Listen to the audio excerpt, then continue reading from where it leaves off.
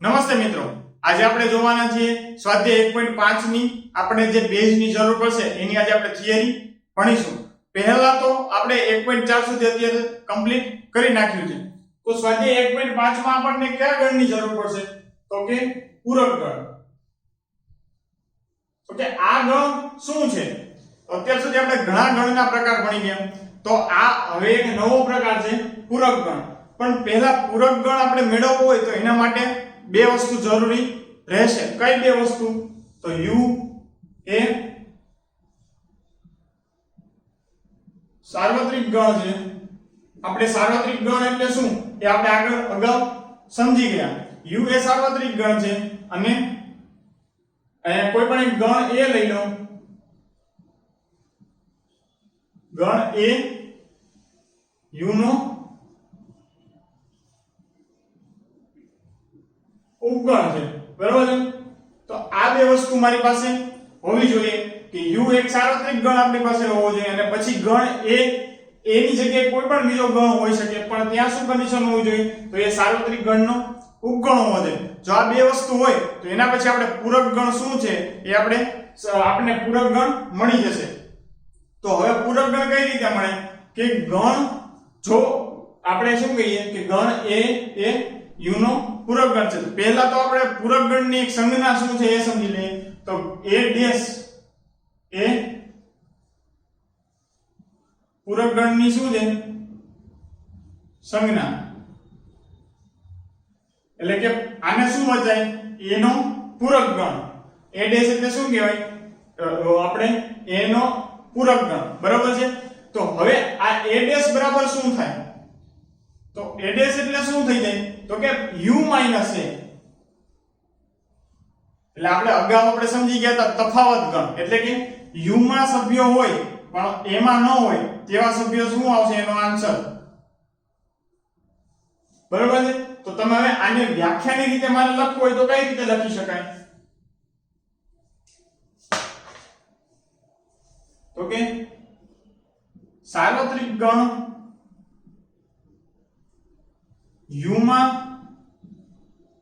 સભ્યો હોય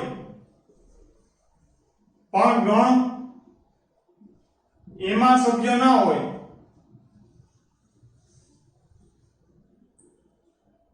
તો તેવા ગણને a નો પૂરક ગણ કહેવાય।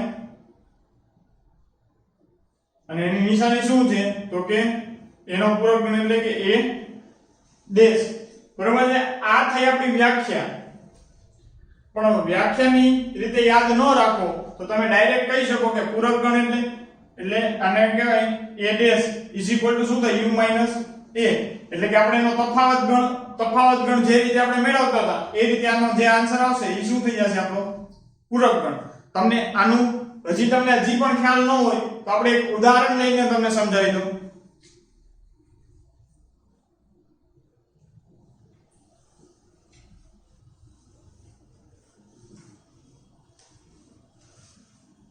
તો હવે હું કોઈ પણ એક સાર્વત્રિક ગણ લઈ લઉં u। પહેલા તો બે કન્ડિશન મારી પાસે હોવી જોઈએ, એક સાર્વત્રિક ગણ હોવો જોઈએ અને કોઈ એક એવો ગણ હોવો જોઈએ જે સાર્વત્રિક ગણનો કેવો થશે? ઉપગણ। તો હું અહીંયા સાર્વત્રિક ગણ u લઈ લઉં, બરાબર છે? 1 થી 6। તો હું અહીં ગણ a લઈ લઉં તો એમાં શું થઈ જાય છે? મારી પાસે 3 4 ને 2 3 અને 4 છે। તો આ 2 3 4 આ સાર્વત્રિક ગણનો ઉપગણ થઈ ગયો a રહ્યો એ, કારણ કે 2 3 4 એ u માં તો છે જ। તો હવે મારે તમને ક્વેશ્ચન પૂછેલો હશે કે એનો પૂરક ગણ શોધો। પછી ક્વેશ્ચન એમે પૂછેલો છે કે a ડેશ શોધો, એટલે કે આ તો બધું એક જ છે। તો હવે મારાનો a ડેશ શોધવો હોય તો શું થઈ જશે? તો હું a ડેશ ડાયરેક્ટ પણ લખી શકું અને મારે જો આ રીતે પણ લખવું હોય તો પણ લખી શકું। મને ડાયરેક્ટ પણ ખબર પડી જાય કે શું આનો a ડેશ થશે તો હું ડાયરેક્ટ પણ લખી શકું। પણ અત્યારે આપણે સમજવાનું છે એટલે પહેલા આ રીતે લખીએ। a ડેશ શું થઈ જાય? u માઈનસ a, એટલે કે u અને a નો તફાવત। તો u માઈનસ a એટલે એમાં u માં હોય પણ a માં ન હોય તેવા સભ્યો આવશે અહીંયા આન્સરમાં।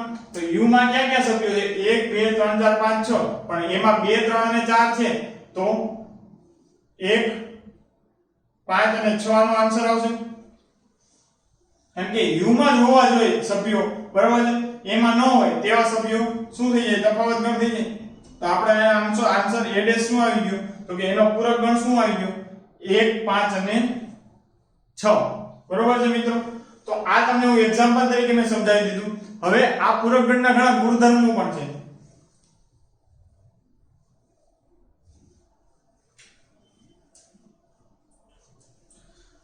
તો પહેલા તો તમે કોઈ પણ પૂરક ગણનું ઘણા કહેવામાં તો ઘણું આવે છે કે ભાઈ પૂરક ગણનું તમને બુક્સમાં જ છે આપેલા છે ઘણા ગુણધર્મો બરોબર છે તો પહેલો જ ગુણધર્મ હું સમજાવી દઉં પહેલો પૂરક ગણનો નિયમ છે a યોગ a ડેશ બરોબર છે પછી બીજો નિયમ છે a છેદ a ડેશ બરોબર છે આ કયા નિયમ આપેલા છે પૂરક ગણના આનો આન્સર શું આવે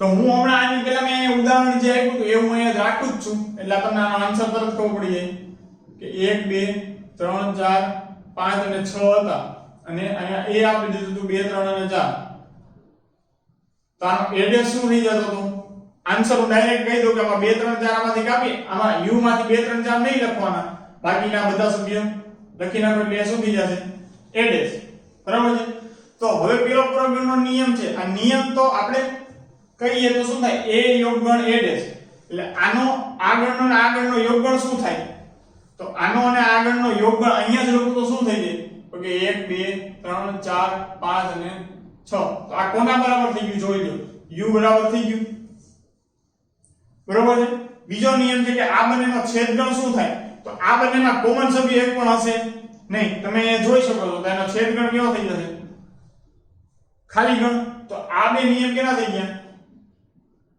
પૂરક ગણના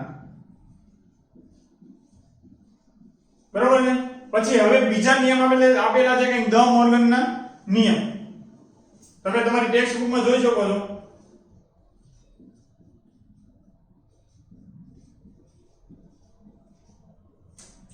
એમાં પેલું શું આપેલું છે તો કે a યોગ b નો જો તમે પૂરક ગણ કરો તો આનો આન્સર શું આવે a ડેશ આ રીતે અને બીજું આપેલું છે કે a છેદ b નો તમે પૂરક ગણ કરો તો આનો આન્સર શું આવે a ડેશ યોગગણ b ડેશ બરાબર છે આ રીતેના આન્સર આવશે તો તમે જો આ આન્સર આ રીતે આવે પણ તમે કોઈ પણ હવે બે ગણ લઈ લો મેં અહીંયા એક જ a આપેલો છે તમે કોઈ પણ a લઈ લો કોઈ પણ b લઈ લો અને આ a અને b ને b ઉગણ થતા હોય તો એક સાર્વત્રિક ગણ લઈ લો અને તમે આ કન્ડિશન એપ્લાય કરો તો બંનેમાં બરાબરની બંને બાજુ કેવો આવશે આન્સર સેમ આવશે તો આ શું થઈ ગયું ધી મોર્ગનનો નિયમ પછી હજી ઘણા નિયમ છે તો કે તમે કોઈ પણ પૂરક ગણનો પણ પૂરક ગણ કરો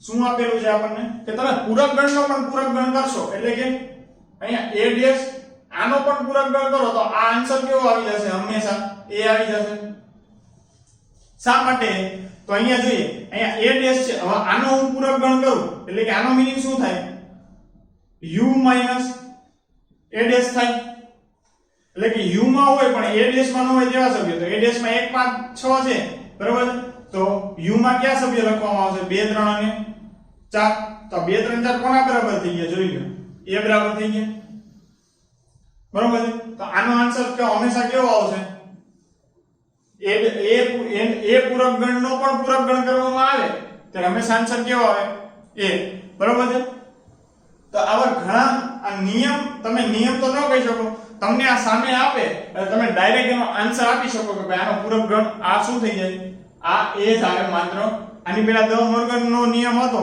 તો તેમાં કોઈ પણ તમે ગણ લઈ લો બરાબર a અને b કોઈ પણ એવો ગણ લઈ લો અને a અને b સાર્વત્રિક ગણના ઉપગણ થતા હોય એવા ગણ લેવા આવશ્યક છે કારણ કે આપણે પૂરક ગણની વ્યાખ્યામાં બે કન્ડિશન જે છે એ તો થવી જ જોઈએ પછી જ આપણે એના પૂરક ગણ આપણે સાબિત એટલે કે પૂરક ગણ શોધી શકીએ તો હવે આટલું થયા પછી હવે તમને પૂરક ગણ એટલે શું એ તમને સમજાઈ ગયું છે તો હવે આપણે આગળ વધીએ સ્વાધ્યાય 1.5 તરફ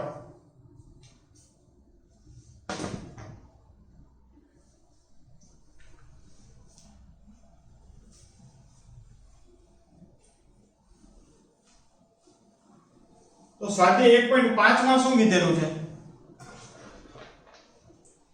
તો કે સ્વાધ્યાય 1.5 માં પહેલું જ છે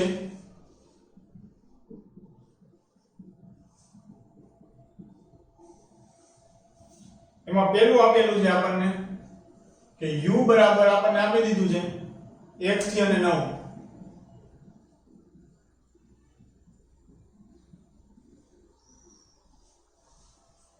પછી a આપી દીધું છે કંઈક 1 2 3 4. પછી b આપી દીધું છે કંઈક 2 4 6 8. અને c આપી દીધું છે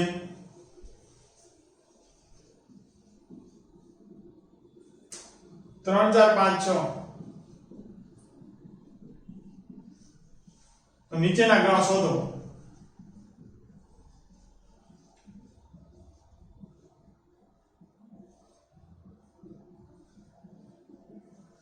બરોબર છે. તો હવે એમાં પેલું આપણને આપી દીધું છે a ડેશ.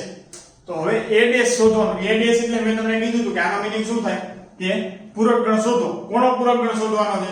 a નો. તો અહીં આપણે લખીએ તો a ડેશ એટલે શું થઈ જશે? u minus a.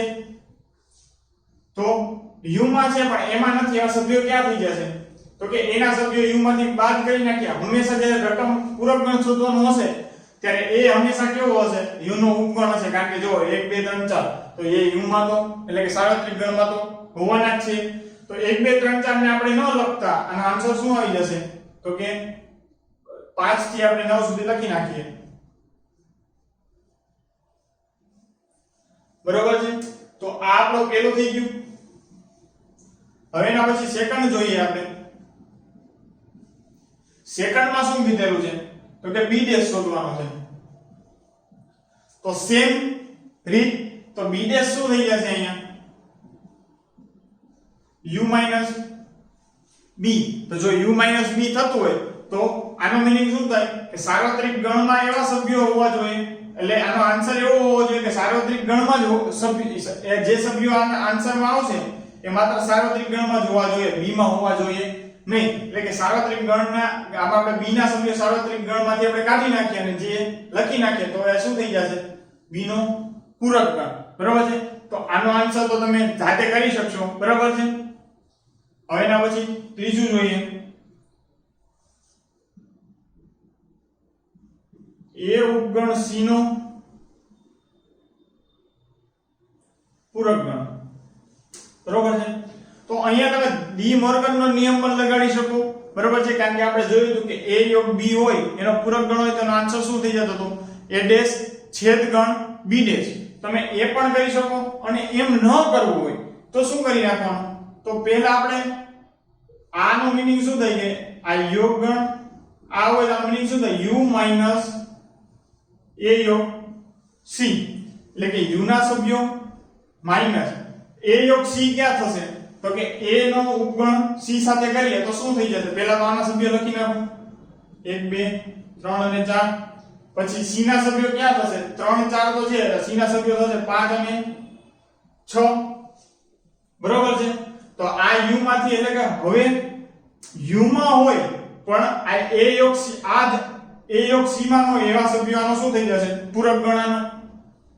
તો શું થઈ જશે? 1 થી 6 લખવાના થશે નહીં. તો પછી કયા સભ્યો છે? માત્ર 7 8 અને 9. તો આ શું થઈ ગયું?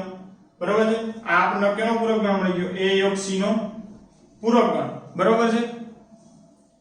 તો આપણે અહીંયા ત્રણ. હવે અહીંયા તમે હોમવર્કમાં એ પણ કરી જજો કે આનો આન્સર આપણે ડ મોર્ગનનો નિયમ શું હતો કે આપણે એમ હતો કે a યોગ c નો ડેશ હોય તો આનો જવાબ શું આવે? a ડેશ છેદ c ડેશ.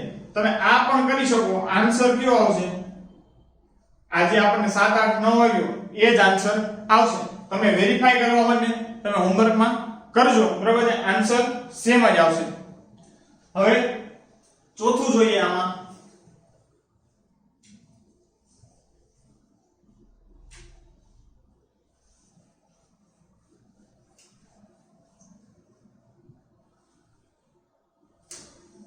ચોથું શું કીધું છે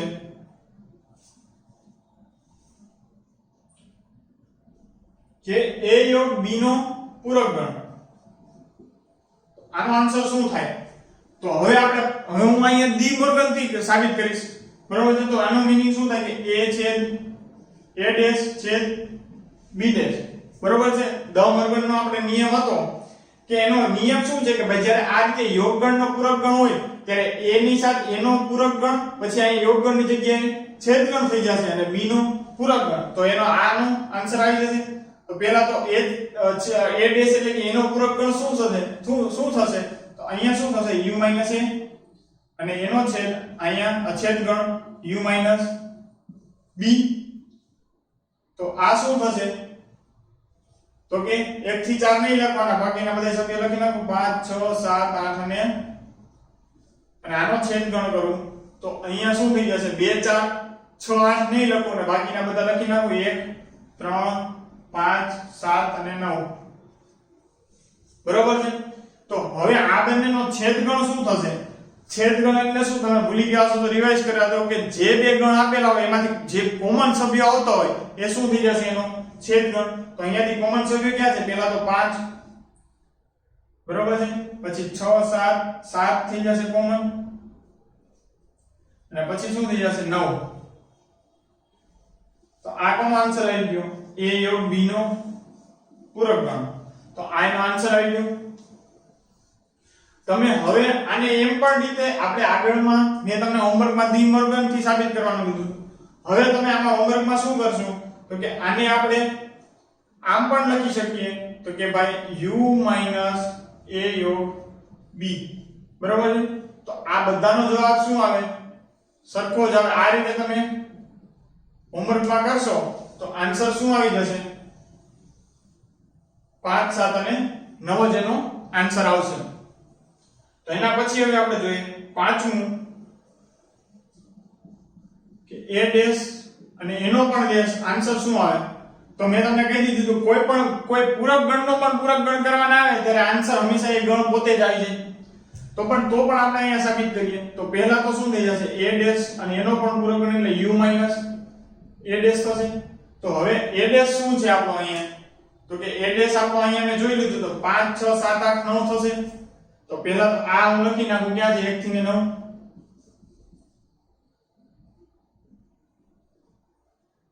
અને a ડેશ શું થશે? 5 6 7 8 અને 9. તો હવે u માં હોય પણ આ a ડેશ માં ન હોય ત્યાં સભ્યોનો આન્સર આવી જશે. તો આનો આન્સર શું આવે? 1 2 3 અને 4.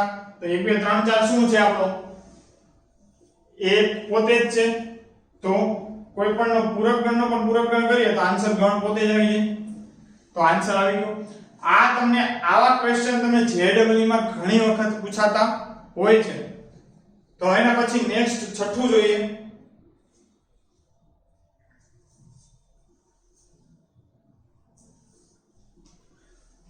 છઠ્ઠામાં શું કીધેલું છે?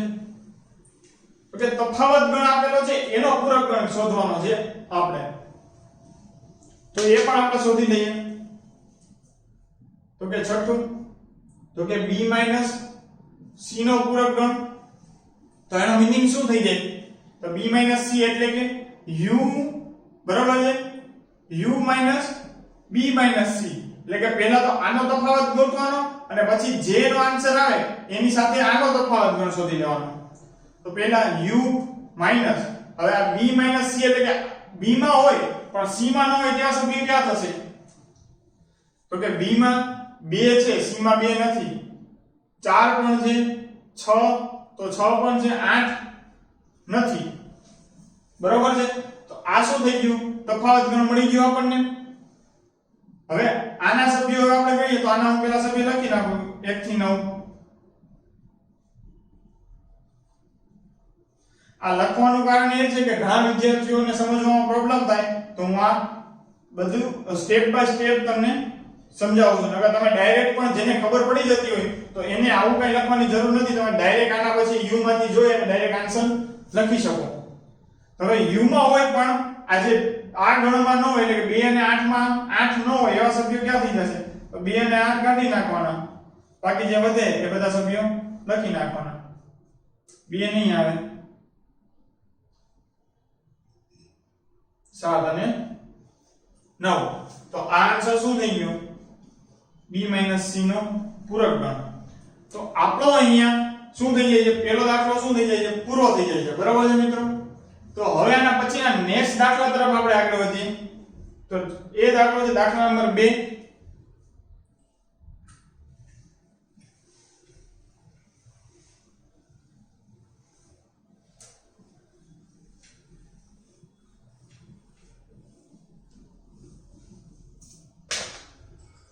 તો હવે દાખલા નંબર 2 માં શું કીધેલું છે? તો કે જો u બરાબર abc d e f g ને h હોય તો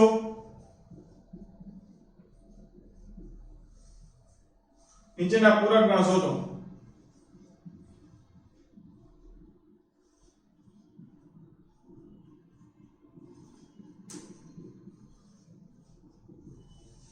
બરોબર છે? તો આપણે નીચેના પૂરક ગણ શોધવાના છે. તો હવે પહેલા એમાં આપણને પેટા પ્રકાર આપી દીધા છે. એમાં પહેલો પેટા પ્રકાર આપ્યો છે. પહેલામાં આપણને એક ગણ આપેલો છે a બરાબર abc. એટલે આપણે અહીંયા શું શોધવાનું છે? આ જે ગણ a આપેલો છે એનો શું આપણે શોધવાનો છે? પૂરક ગણ. તો આનો પૂરક ગણ શું થઈ જાય? તો કે u - a. u શું છે આપણું? તો કે a b c d e f g અને h. એને માઈનસ abc. તો કે હવે આમાં abc આમાં આવી ગયા છે એટલે પછીના બધા સભ્યો આન્સર થઈ જશે d e f g અને h. તો આનો પૂરક ગણ આપણને મળી ગયો પહેલાનો. હવે સેકન્ડ જોઈએ. સેકન્ડ શું કીધું છે? b બરાબર d e f g. બરાબર છે? તો હવે આનો પૂરક ગણ શું થઈ જાય? તો કે b ડેશ એટલે શું થઈ જશે? u - b. એટલે કે u - b એટલે કે u ના આપણે સભ્યોમાંથી d e f g ન લખીએ, d e f g ન લખીએ, બાકી બધા સભ્યો આવી જશે આનો આન્સર. એટલે આનો આન્સર આવશે a b c. g સુધી નહીં લખવાના, આન્સર શું થઈ જશે? h. બરાબર છે? તમે જોઈ શકો છો d e f g નહીં લખવાના, d e f g નો લખવાના અને a b c અને h આનો શું થઈ જશે? આન્સર. તો આવી જ રીતે એના પછી ત્રીજામાં પણ જોઈએ. ત્રીજામાં આપેલું છે c બરાબર a c e અને g. તો ac eg એટલે કે આનો જ્યારે c ડેશ કરીએ ત્યારે ac eg નહીં લખવાના અને સાર્વત્રિક ગણમાંથી બીજા જે સભ્યો છે એ અહીંયા તમે લખી નાખો તો એનો આન્સર આવી જશે. તો તમે આ જાતે પણ કરી શકશો. બરોબર છે? હવે આના પછી લાસ્ટ આમાં જ પેટા પ્રકાર છે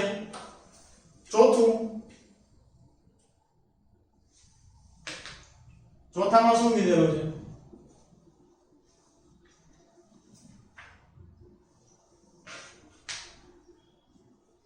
કે d બરાબર